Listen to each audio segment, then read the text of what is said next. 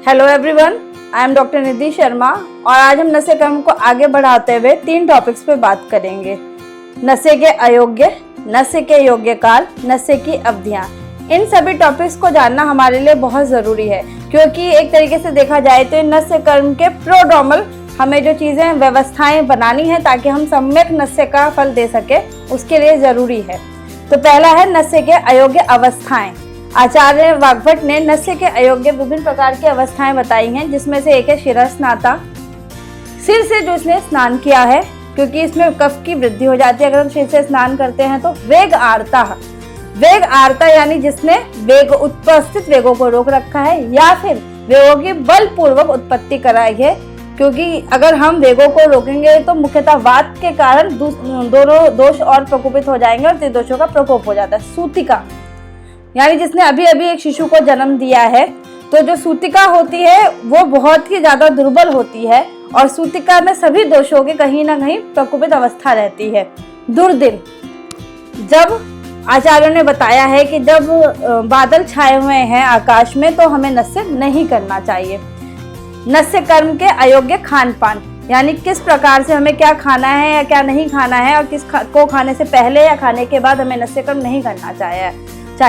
तोय यानी जल, मद्य मदिरा, गर विष, स्नेह को पीत जिसने उसे पिया है या पातुम इच्छताम या पीने की इच्छा रखता है, ऐसे व्यक्ति को हमें नशे कर्म नहीं कराना है।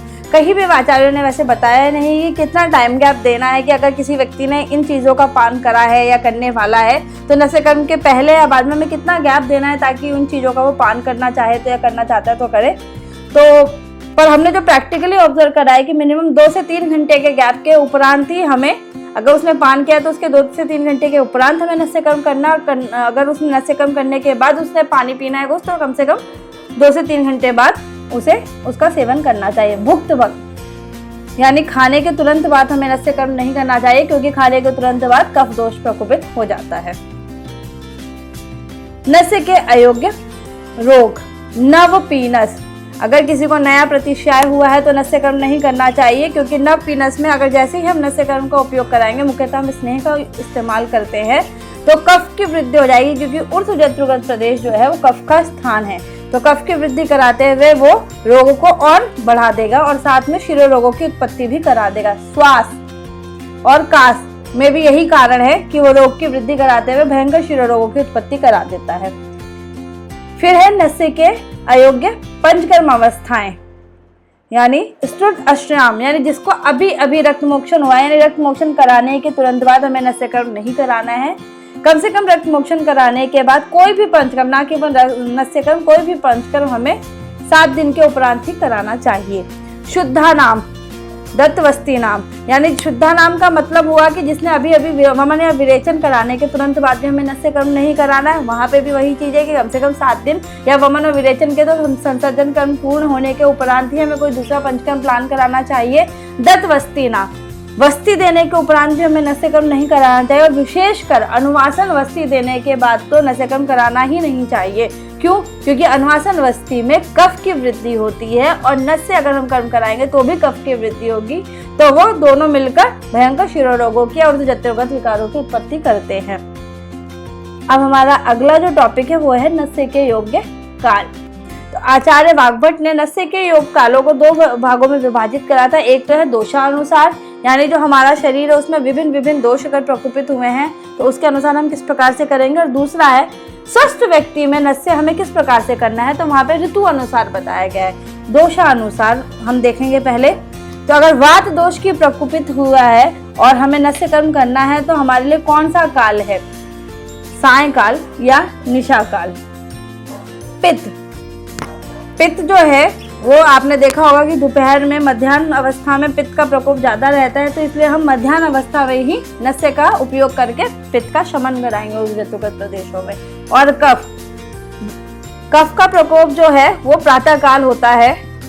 वैसे भी आचार्य वाग्भट ने पहले ही अध्याय में कहा था वह अहोरात्रि भुक्ता नाम ते अंत मध्य आदि का क्रमात्, तो उसी का यहाँ पे भी उन्होंने सीधे वाग्भट ने उसी चीज को समर्थन किया है कि वात को सायंकाल में, पित्त को मध्याह्न में और कफ को प्रातः काल में, यानी जो जिस देश का काल है उसी दोष को उसी समय नशे कर्म करा के शांत करना चाहिए। फिर उसके बाद आता है स्वस्थ व्यक्तियों में नस्य कर्म अगर हमें कराना है तो कब, किस ऋतु में कब कराना है। तो है हमारे 2 ऋतु हैं, पहले बताइए शरद और वसंत ऋतु में। शरद और वसंत ऋतु में पूर्वाह्न में, यानी हमें सुबह दिन के पहले प्रहर में नस्य कर्म कराना है। शीतकाल जब अत्यधिक ठंड होती है तो कब कराना है? मध्य दिन में। क्यों? क्योंकि जब अत्यधिक ठंड रहेगी तो कफ का प्रकोप रहेगा, और कफ के प्रकोप में क्या रहेगा? मध्य दिन में इसलिए कराएंगे क्योंकि उस वक्त क्या होता है, कफ की जो है वो थोड़ा सा शांत होता है, क्योंकि उस वक्त सूर्य की गर्मी से वो पिघला हुआ होता है। ग्रीष्म काल, सायकाल, सारा दिन गर्मी बहुत रहती है, सायकाल में ठंडा शीत वातावरण रहता है, इसलिए सायकाल में, ग्रीष्म काल में कराते हैं। और आचार्य वाग्भट ने कहा है वर्षा काल सा आतपे, यानी वर्षा काल में जब आतप की अवस्था हो, यानी जब धूप दिखाई दे रही हो, हमें तभी नस्य कर्म कराना चाहिए। अन्यथा ये सारे कालों में अगर हम नस्य कर्म अलग अलग टाइम पे कराएंगे जो बताया गया आचार्य ने, उसके अलावा तो होगा क्या? दोषों का प्रकोप होगा। दोषों का प्रकोप होगा तो दोष जो है ऊर्ध्व जत्रुगत प्रदेशों में जाके स्थान संचय करके वहां के रोगों की उत्पत्ति कराएंगे। अब उसके अलावा आचार्य ने बताया है कुछ रोगों में काल स्पेसिफिकली मेंशन करे हैं, वो हैं वात शिरो रोग, हिक्का यानी हिचकी, अपतानक यानी हमारा जो ऊर्ध्व जत्रुगत प्रदेश है उसमें बहुत ज्यादा स्टिफनेस होना, उसको कुछ लोगों ने टेटनस से भी माना है।